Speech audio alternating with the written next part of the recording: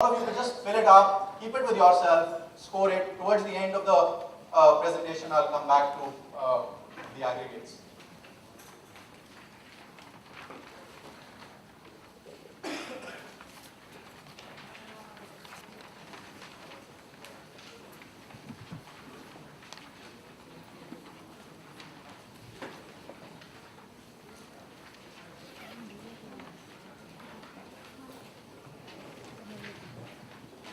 Where I stopped was that career management is one of the most important.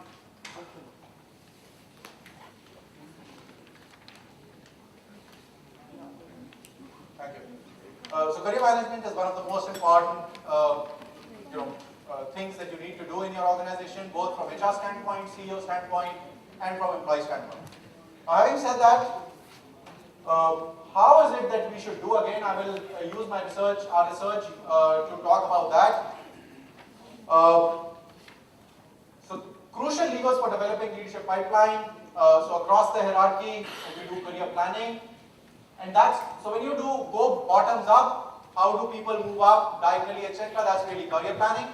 And then when you're looking at it from a business standpoint, you are saying what are the positions, what are the successors available, and all of that.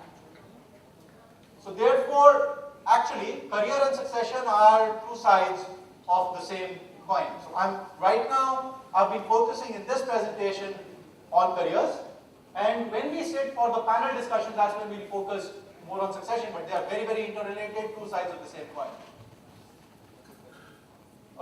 Business needs as well as employee goals, both of them, in our opinion, feed into career management.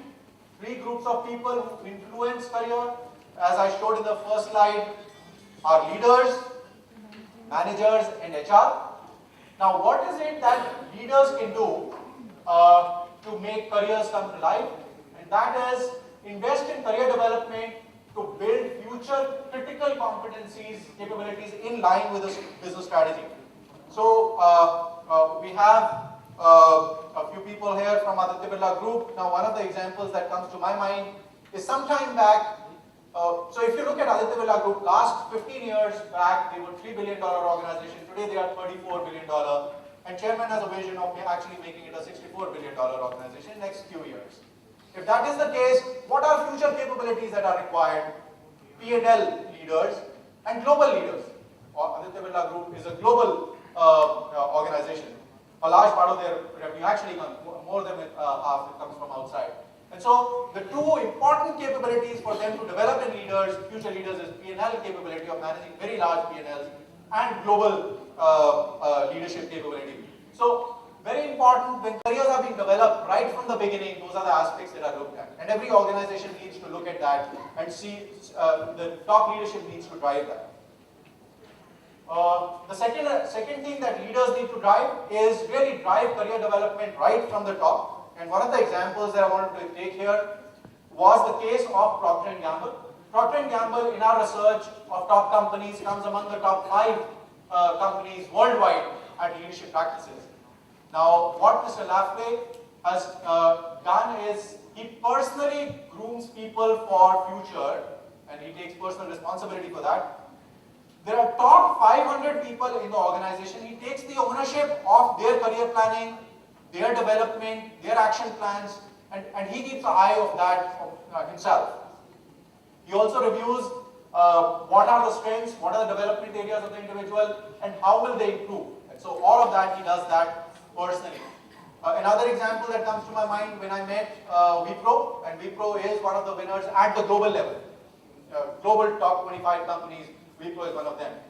Mr. Azim Premji himself, for top 400 people, spends 5 days every year reviewing their strengths, their development areas, how will those development areas be catered to, and all of that. So that is the kind of driving that top leaders do, and therefore that's the second point, drive career development right from the top. So the second, managers influence careers, and how do they do it? And we have heard so many times, people don't leave organizations, people leave managers. Managers, at the same time in India, what is happening? Managers are becoming younger and younger. Right? We are growing, even in bad times, we grow at 6% GDP. which means we need more and more managers, and therefore managers are becoming younger and younger. Are they actually doing enough to ensure career management of their employees? So what they need to do are two, again, specific things. Effective career discussions with their employees. So one of the technology firms actually got us in and shared with us last year and said, you know, our managers have become operationally efficient. However, the whole softer part has gone out. So our performance and productivity focus is huge, but career development of individuals is not there. And they asked us to run workshops, 100 workshops across the globe to cover 1,500 managers to inculcate this whole thing about development conversations and stuff like that. So that is very important. Effective career discussions with team members, are our managers doing that? And ensure alignment of career development with evolving business priorities, very important. So again, I will take an example of Rolls-Royce, and what they have is, to bring this to life, the aspect of ensuring alignment of career development, evolving business priorities, they have concept of development cells, which are regular forums through which company manages leadership succession and individual career development. In this, there are business units which are vertical,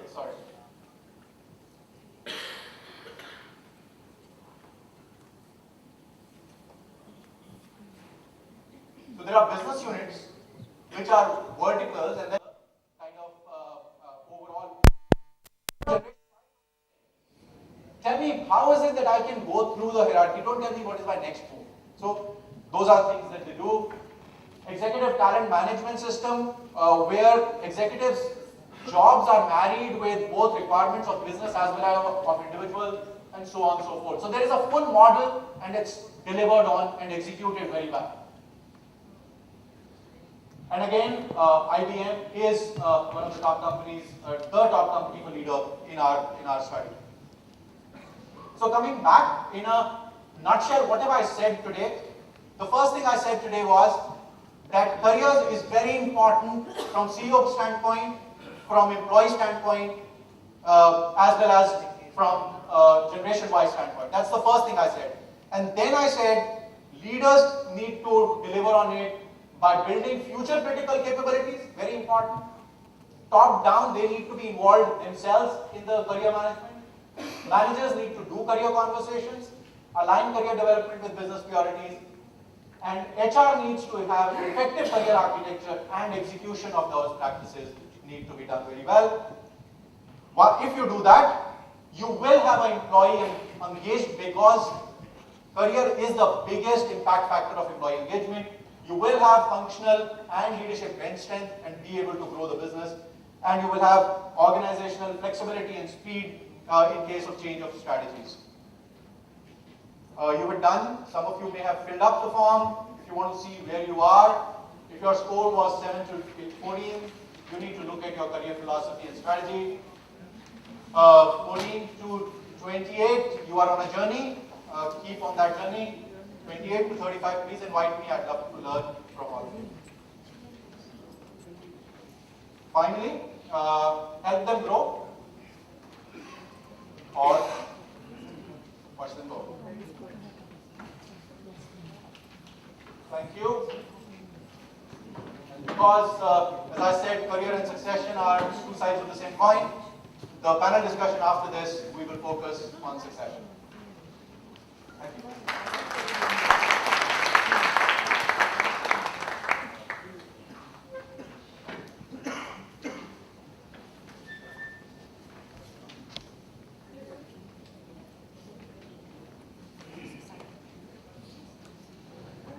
Thank you very much, Mr. Soni, for that really enlightening session. I'm sure all of you found it equally interesting.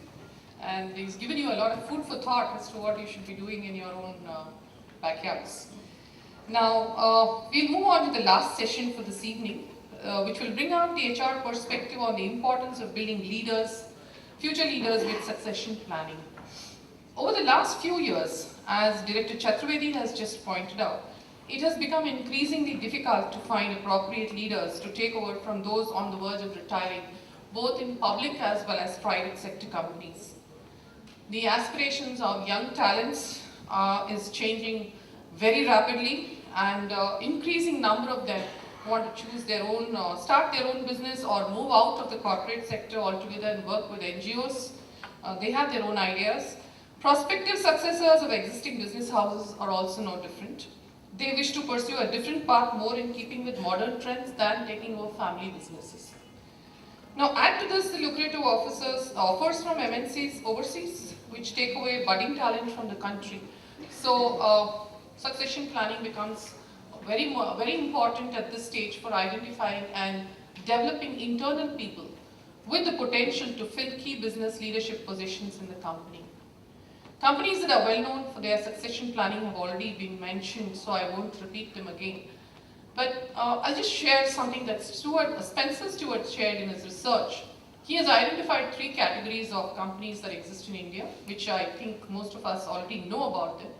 First, the widely held and professionally managed companies. Secondly, family promoted, family controlled companies, but with significant holding by minority shareholders. Third, government companies where there is a significant minority holding. Now, owing to the differences in structure and functioning of these companies, succession planning strategies could differ, though the issues tend to remain the same. So, what advice do our panelists have for implementing succession planning, bearing in mind the peculiarities of the Indian business industry?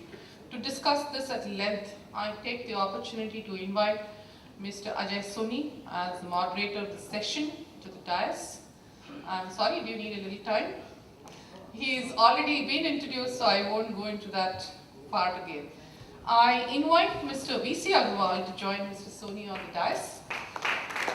Mr. Agarwal is currently President Corporate HR, leading the HR functions of the RP Sanjeev Goenka Group. He is also the group's management board member. Before joining the group, Agarwal was Director HR and board member of Indian Oil Corporation for 5 years, and simultaneously he held the charge of MD of IBP Company, a subsidiary of the IOCL. He was also on the board of Chennai Petroleum Corporation Limited. While with IOCL and IBP, he handled key responsibilities of overseeing strategic business growth and HR strategy. He also led the corporate communication, PR and CSR initiatives of the company.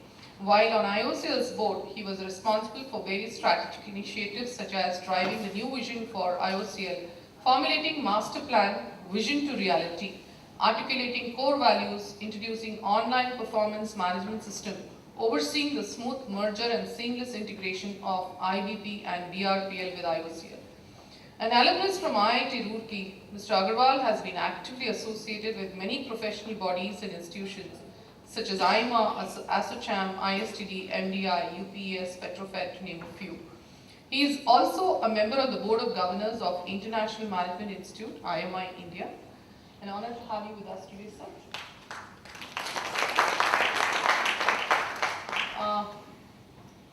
I next invite Mr. Anil Sinha to join the panel members on the dais. Mr. Sinha is currently President HR of the Aditya Birla Group. A graduate with History Honours and Law degree from Delhi University and a PG Diploma in Personal Management. His career spans across Steel Authority of India, Tata Timken and Hindalco in his assignments prior to joining Aditya Birla. During his career span of 32 years, he has worked in different capacities in different locations, including China and South Africa.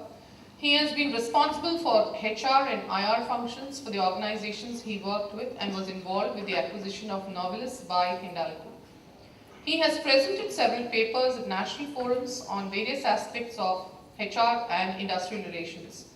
He has also represented employers group on various tripartite bodies like National Standing Labour Conference of the Government of India and internationally at various ILO fora. He is a life member of NIPM, IIM, National HRD Network, and loves traveling as a hobby. A pleasure to have you with us today, Mr. Sinha. The next invitee to the panel is Mr. Nadeem Kazim. He has a dynamic profile of 26 years, initially in industrial relations and HR and subsequently as a senior corporate business. He joined Exide as Executive Vice President and was later elevated to Director HR and Personnel since May 2012.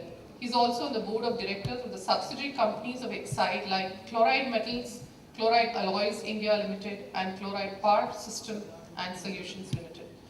In a current assignment, he spearheads corporate HR and strategic IR initiatives for the company. Besides human resource function, he is also director in charge for 2 subsidiary companies, and he has introduced many pioneering people and practices in the company. He is a postgraduate in personal management and industrial relations from the Xavier Institute of Social Services, and he started his career with Velar Food Industries, moved to Tata Steel, and then in various capacities. And he is a visiting faculty to various institutes in India and has been a speaker at national and regional level seminars and conferences. He has also authored several articles in professional journals and is a life member of several professional bodies. Thank you for being here with us today, sir. Last but not the least, I invite Mr. T.K. Sriram to join the panel discussion. Mr. Sriram is a Senior General Manager. He is responsible for HR function of ICICI Bank, where he has been since 2001. His responsibilities include shaping HR policies for the bank and driving